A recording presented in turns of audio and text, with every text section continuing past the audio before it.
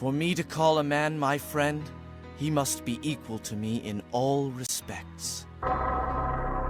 This was a quote said by Griffith, the antagonist of the greater Berserk series, possibly the greatest villain ever written in the history of fiction, and this is a line that gives us so much insight into who he actually is. Griffith is a man that looks down upon everyone else that's not his equal, and since he perceives himself as a higher power than most, he is living a life of solitude. This is a double-edged sword. On the one end, he cannot find anyone that can truly be a friend of his because he doesn't view them as an equal. On the other end, it's not so tragic as much as it is sadistic. People that truly believed they were his friends were not. They were merely his tools, operating from his perspective on a level beneath all of them. It's because he was towing this line that, spoilers for Berserk, he inevitably sacrificed all the people that from any rational person's perspective would be his friends. He literally sacrificed all their lives to eternal damnation to achieve power. And from his perspective, he didn't even betray them. By them being his subordinates, they were willing to be used as tools for him to climb this ladder higher. This is such a powerful perspective, and it makes Griffith such a compelling antagonist, and you probably don't know why I'm starting with this. The answer is simple. Because Griffith has been dethroned. There is one man that has taken this mantle to an even higher level than Griffith himself. An incredibly powerful white dude that commands so much presence in this world. Everyone shudders at the mere mention of his name. Fred Jones. All these bullshit's blazing, to my heart is blazing.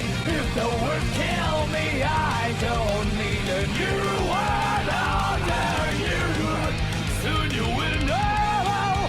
We already know the smell of the game. Now I understand these are very large claims to make. As someone that's been a Griffith stan from day one, spewing and preaching his gospel as the man that did no wrong, how could I be the person that's going to introduce you to a new savior, perhaps a new messiah? Now, we're gonna have to go back in time a little bit, to before I was a broken man. This was before the first episode of Velma. Since then, I've watched all of Velma. I've made videos on every episode. They're all on the channel here. I don't know if life is worth living. I heard they're making a season 2, and I'm sure I'm gonna have to watch that too. Oh, God.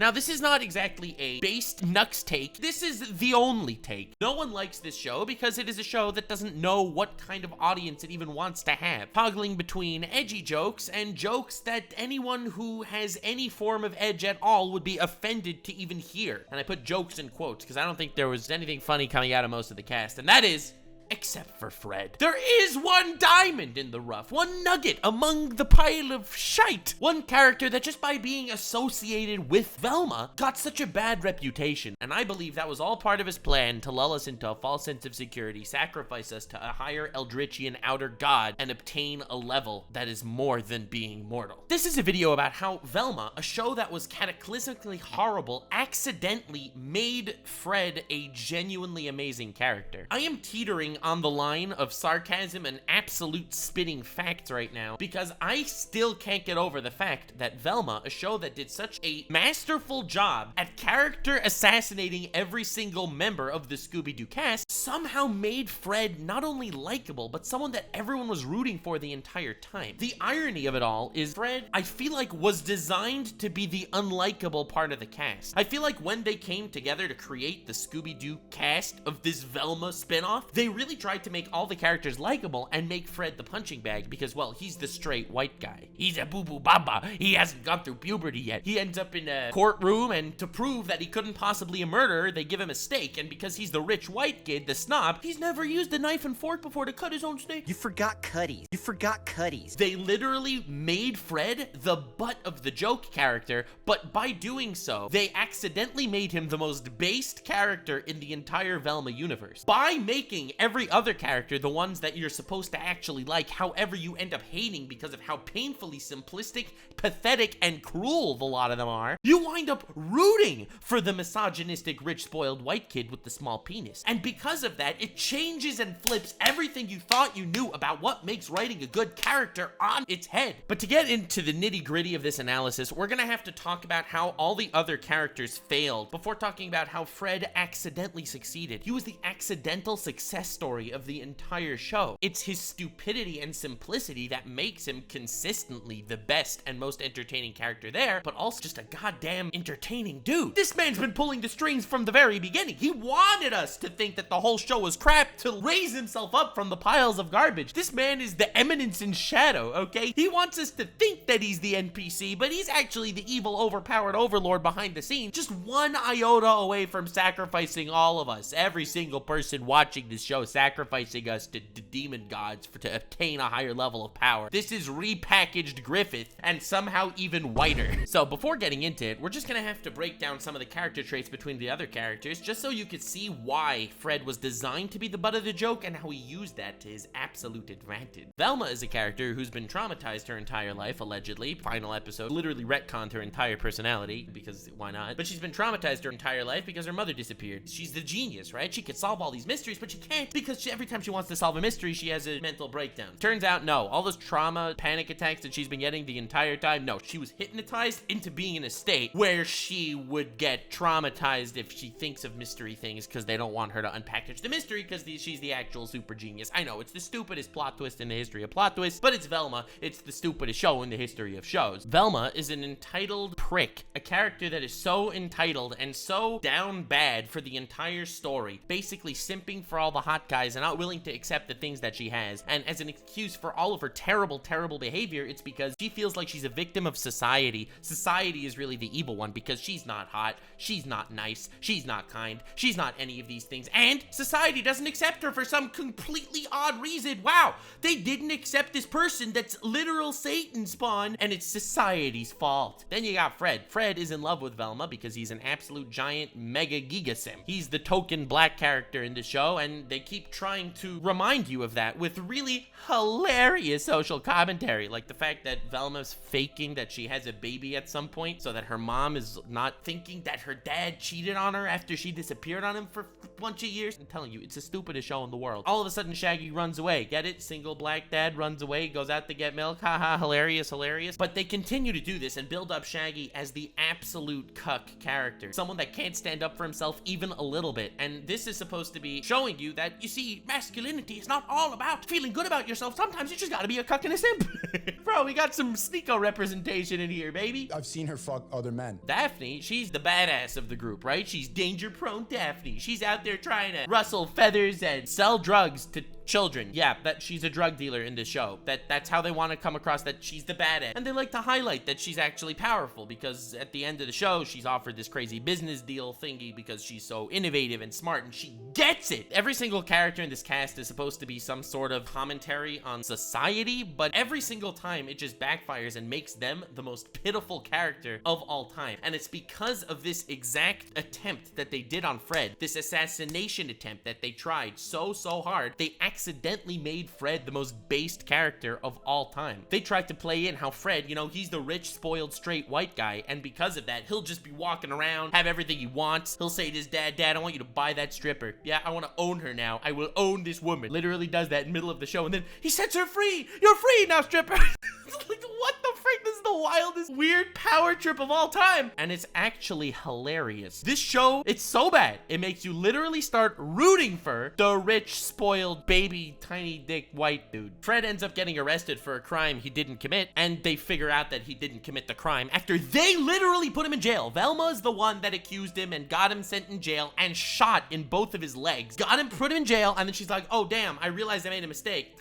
On the one hand, I really like the fact that a white guy was in prison for something he didn't commit. But on the other hand, he wasn't the killer, so I guess we should free him. There's no way you could root for a character like that. It suddenly makes you bounce back to rooting for Fred. So when Fred gets out of prison and he starts, you know, flirting with girls and they all obviously love him, he's the hero that was falsely accused, you know, everyone's like, "Bro, you're sexist. You're treating these women like property. What about the wage gap?" He's like, "Wage gap? I don't care about the wage gap. I only care about the thigh gap." It's a phrase that obviously in real life would be disgusting, but in this Velma world, world where all these characters that are supposed to be sort of victims to society end up being the monsters in society, you can't help but root for a man spewing this stuff. And here's the best part. Throughout the entire story, I think people kept trying to develop these characters. You wanted Shaggy to develop from the simp cuck guy who was just helping Velma and was never getting any, and he evolved into someone that would date someone else, but then end up just reverting to Velma because someone else was just kind of a rebound and he really is, in fact, the simp cuck. Velma's the asshole that was trying to find her mom, and she was the asshole because she was having all these panic attacks, and then towards the end of the series, she ends up finding her mom, and she remains the same exact asshole. It has nothing to do with the panic attacks. And the same exact thing is with Daphne. She didn't have closure in regards to her parents. Who were they? What are they? And she found out they're criminals, and she realizes, wow, I guess I'm just a criminal because it's in my genes. All right. And she continues being the same fake badass person at the end of the show. None of the characters actually develop except for one. That's right, the butt of the joke. At some point in the show, Velma gives Fred a book about women beauty, and inner beauty is so much more important than outer beauty, and it's like one of these reverse sexism type book thingos that's supposed to brainwash you or something. I don't know exactly. He reads that book and he completely turns around. Velma's having a panic attack and saying to Fred, Fred, please save me. I'm having a panic attack. I need you to make me laugh. I would, but all I can think of right now is the gender pay gap. And not only was he incredibly based on, you know, the misogynist side, but he's incredibly based on the equality side too. When he sees strippers, he's like, He just asked the manager if there's a stripper gender pay gap. There is. Guys make way less. he completely 180s, but he's still incredibly based in his own ridiculous, stupid way. At the very end, there's this one scene where they think Fred is gonna betray them because it turns out the serial killer was Fred's mom. Why? Because she's the rich white lady. Of course, obviously, I predicted it. If you want to watch my reactions to it, they're all up. They're all up there. I've reacted to every episode. I did a 5-hour-long video binging the entire show. It was a disaster. It's on Nuxanor right now. Fred doesn't betray his friends. You know why? He's just a simple man. Every other character in the show would have pulled something, would have done some betrayal, would have had some character moment where they're an asshole. Fred never is. Fred is the only character in the entire show that never betrays any ideals that he actually sets up. They thought he was gonna shoot Velma, but why would he do that? He's just a simple man, and he's someone that follows his ideals. He's someone that follows through with all the things that he actually believes in through the entire show. Yes, a lot of them are misguided, like the fact that he thinks that Velma has any form of inner beauty at all, and he ends up falling in love with Velma. I feel like that was just the writer of the show who views Velma as a self-insert character was like, oh yeah, someone like Fred could totally be into me. But Fred, throughout the entire show, does not actually betray anything. He ends up actually developing. By the end of the show, Fred is not the same character that he was in the beginning. He created this mystery machine, which looks like a place that's just selling weed or some weird pedophile van thing driving around. And he's genuinely trying to have a good time, and he's just incapable because everything his entire life was spoon-fed to him. But by the end of the show, he's someone that's really trying to make a name for himself by himself. He's someone that's really trying to grow so much and trying to actually accomplish something with his own two hands. He is the only character in the show that goes through an actual hero's journey, which completely goes against the morals thrown at you from every other character of the show. Every other character in the show is, well, it's not my fault I'm like this. I'm just a victim of society. Well, that and maybe because you're a horrible human being, I don't know, but somehow it gives her license to not need to evolve or change. Fred actually does. I cannot believe I made an unironic, positive video towards Velma. I think the only one on the internet. Listen, I'm no sneako. I'm not gonna make a video, you know, saying Cuties was actually good. Velma's not that. Velma didn't actually hurt the cast. It hurt the audience that had to sit through it. Like me. That's right. I'm gonna be suing them because now I have crippling depression. I mentioned this on the podcast with It's a Gundam on the Some Ordinary podcast, which we do once a week. Go check it out. Definitely check it out. That there is one way to fix Velma. If Fred, you know, human sacrifices every other character to attain a higher level of mortality. I'll give it to Nux. He drawed me back in with the berserk chase. And with that said and done, I wanted to wrap this video up on a high note. I do believe I have solved every problem that Velma has, and I have made a video that no one else on YouTube has the balls to actually make, which is why I urge you to please subscribe to me and watch me talk about things I love. Also, please share this video. I would really appreciate it if you did, because I feel like this is a perspective that needs to be held. To quote Griffith again, for me to call a man my friend, he must be equal to me in all respects. This is a sentiment that is echoed by Fred in the beginning of the show. The beginning of Velma, Fred looks down at every single person around him as a lower life form. He is the rich, spoiled, straight white dude. But through the events of the show, through all the development he's made, being falsely imprisoned, learning more about other people and society, he has gotten to the point where he still believes in the same values, but he actually started viewing everyone as equal to him. It is an actual insane character development, and I don't think it was at all intentional. I think Fred was supposed to be the butt of the joke, but he ended up becoming the Griffith that cast his cast aside into the inferno to stand upon their piles of mangled corpses. I think Fred only succeeded because of the failures of the rest of the cast, and it really only would take a show like this, a show so terrible and horrible, that would make a character like Fred actually amazing. Anyway, that's the video for today. I hope you liked it. I do. This is one of my favorite videos I have probably made in a long time on Nuxanor. This has been a banger. I do have to say, I loved it. Thank you so much for being here. Have yourself the most wonderful evening. Subscribe, goddammit, and remember to stay weird, fam.